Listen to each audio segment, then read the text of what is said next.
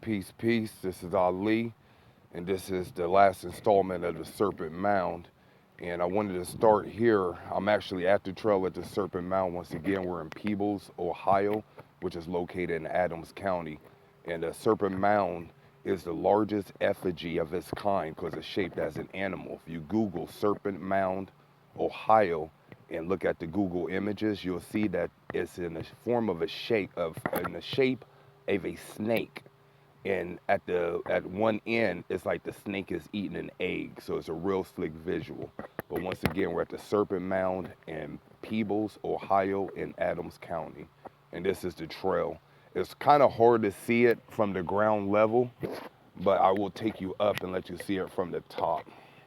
But there's somebody here right now doing maintenance. I'm at the park now. I recorded the first couple parts yesterday. I'm at the park now at 9 o'clock in the morning, and it opens at 9, so there's no one here. So this is great. But right there is the mound, and they have this slick little thing where you can walk up and see it from above. So I'll do that now so you can see that. If you notice, it's up here.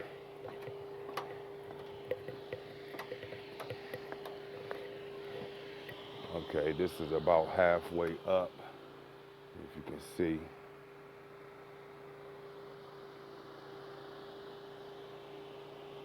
Once again, it's kind of hard to see unless you're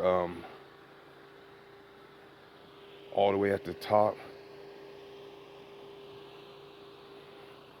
But this thing is so huge you can barely see it. So I'm gonna walk back down carefully.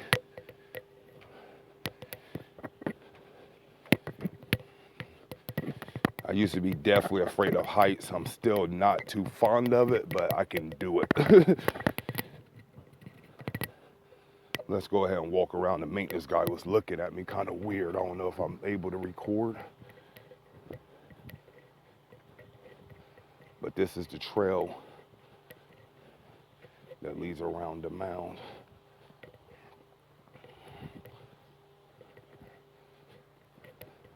And in fact, I may not walk all the way around.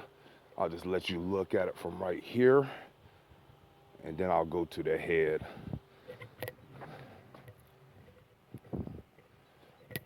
Like I said, this structure, the mound, is obviously built to be seen from an aerial view.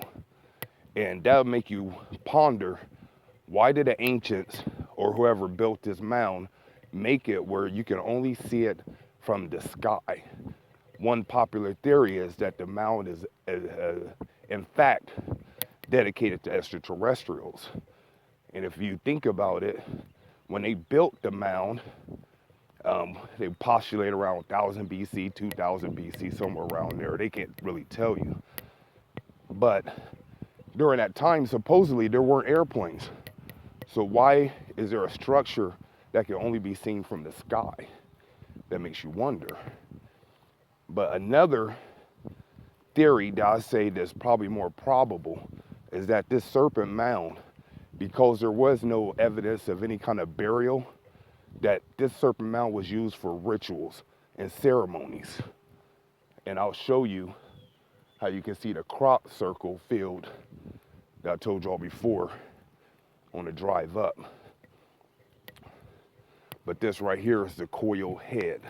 I don't know if you can see that. Or the coil tail, I'm sorry. And if you look across the way, you can see the field that the crop circle appeared at. So like I was saying, with there being no evidence of any kind of burial or anything like that, it doesn't leave too much things that the ancients could have used this for. So I'll postulate that they use it for ceremonial purposes. In fact, there's a couple burial mounds around the Serpent Mound that they are credited, I believe, with the Adena tribe was one of them, but they were obviously burial mounds. So why do you have two burial mounds around this large effigy in the form of a snake it doesn't make sense for this to be another burial mound, especially in the form of a snake. When you look at the symbology of a snake represents Kundalini energy. So when you put those things together, I think they were doing ceremonies to either reach enlightenment or a rebirth of enlightenment. And you can see that with the egg. The egg represents fertility, represents rebirth, represents regeneration, along with the snake symbology. So I think they did some sort of ceremonies, maybe as a rite of passage or certain levels of enlightenment. And if you look, there's one right here. They have various markers around here at the Serpent Mound. I should have showed y'all the one on the other side. But right here it says north. If you go on the other side, they have spots that recognize the equinoxes, the solstice, and they recognize the sunrise and the sunset. So this, another postulation, or not even a postulation or a theory, this is an actual fact, that they have marked certain astronomical events.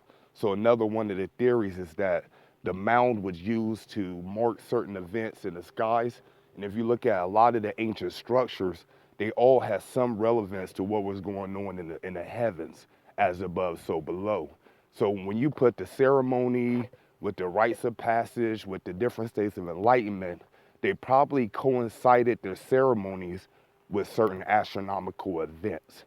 When you look at the power on Earth plus certain events that happen in the sky, you're doing rituals, ceremonial, visualizations, and stuff like that. It's a very powerful effect. Very powerful effect. So once again, Google mounds in your area and make sure you get your rituals, your magic, your visualization, your meditation in at these spots. So I'll leave you with this. All throughout the mound, what do you see? Signs. Please keep off earthworks. So it's probably some power when you get on the earthwork, but we'll leave that for another show. So hopefully you've enjoyed this tour at the Serpent Mound. Once again, this is an absolutely beautiful location. And if you have a chance to visit Ohio, make sure you look up Adams County, Peebles, Ohio, Serpent Mound, and tell them Ali sent you. Until next time, this has been Ali. Peace.